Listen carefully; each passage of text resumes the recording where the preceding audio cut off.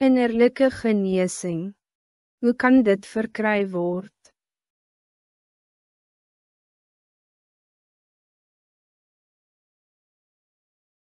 Wat kan jy aan ander doen zodat hulle innerlijk genees kan word?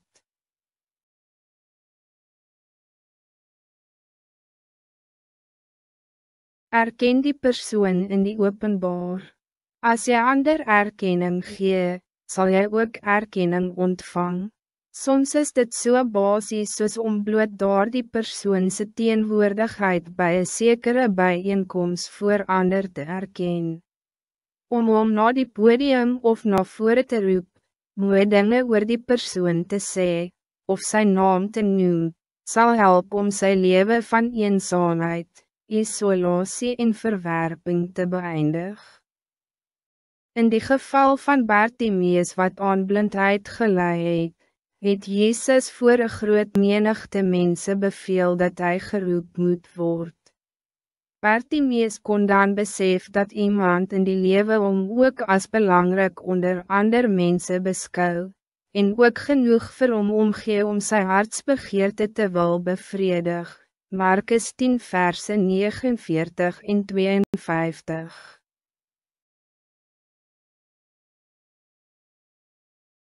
Deur te vra vir die identiteit van die persoon wat aan sy klere geraak het, wou Jezus het dat die vrou met die bloedvloeiing na vore moes kom, zodat allemaal kon zien dat sy heeltemal genees is, en nie meer weens haar siekte, uitgeworpene was nie. Markus 5 verse 30 en 33.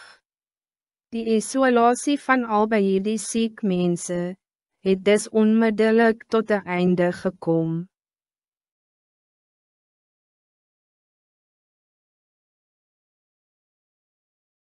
Prys hom in die teenwoordigheid van ander. Daar is baie maniere waarop jy 'n persoon wat innerlijke genesing nodig het, in die openbaar kan prys. 'n Compliment of selfs 'n toekenning van een of ander aard, is baie effectief. Dit moet eerlijke opmerkings wees, nie vleierij nie. Opregte lof word vereis. Dit toon baie duidelik jou waardering, en erkenning van die persoon se goeie werk, of gebruik van sy talente. Dit zal hom ook motiveer om voort te gaan om diezelfde, of zelfs een beter soort werk of vlak van inspanning te doen. Zelfs een certificaat van erkenning, of een klein geskenkie wat als een teken van waardering gegee word, doen wondere in hierdie verband.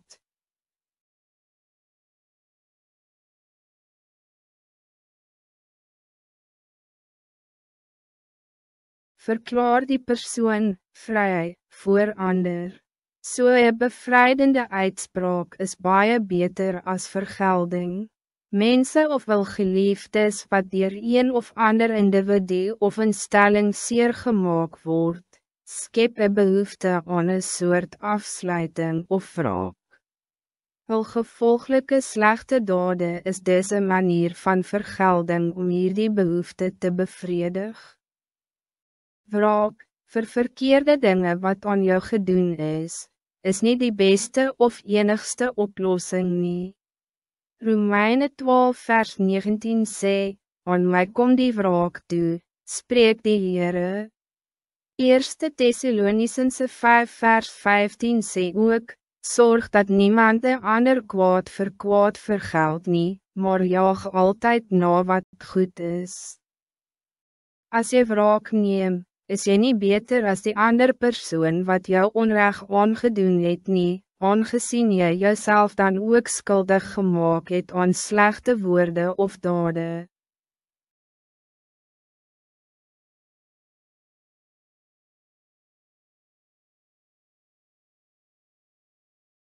Een openbare bevestiging is vooral nodig als een persoon iets verkeerd aan een hele groep mensen gedoen het, soos in die geval van iemand wat op een sekere skare geskiet het.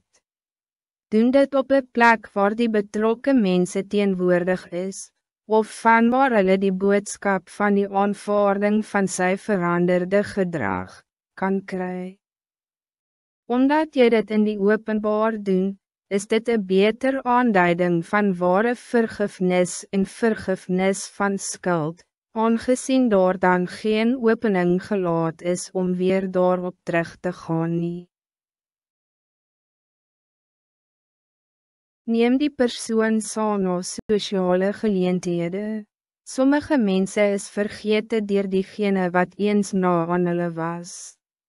Aan die ander kant, bekommer of pla ander mense se vriende en familielede hulle nie oor hulle nie, bloot omdat dit lyk asof hulle niks het om te bied nie, en hulle niks in ruil daarvoor kan gee nie. Jy kan morgen in diezelfde situasie wees weens siekte of groot finansiële probleme, en dan wil jy hê dat ander jou nie moet verontagsaam nie. Neem hom saam na sosiale funksies soos 'n gesinsuitstappie, verjaardagpartytjie of kerkkamp.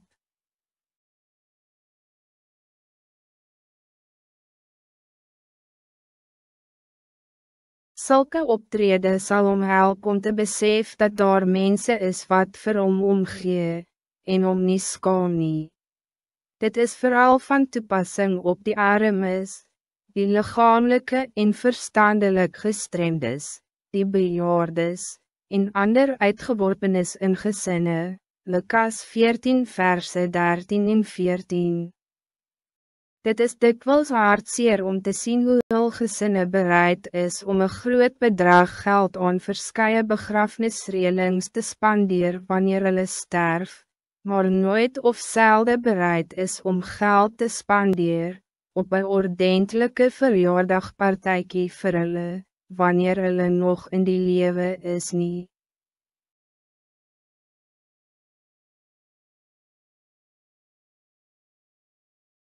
Stuur vir hom 'n kaartjie of 'n geskenk. 'n Kaartjie van erkenning, gelukwensing of herinnering, of 'n klein geskenkie, 'n toekenning, e-pos of 'n eenvoudige selfoon-teksboodskap, wat hierdie dinge kommunikeer, sal die persoon prakties wys dat iemand wel vir hom omgee. Handgemaakte geskenke, verjaardag en ander kaartjies is baie effectief in hierdie verband, aangezien dit dien as 'n aanduiding dat tyd en moeite aangewend is, om een speciale en aangename boodskap aan hom oor te dra.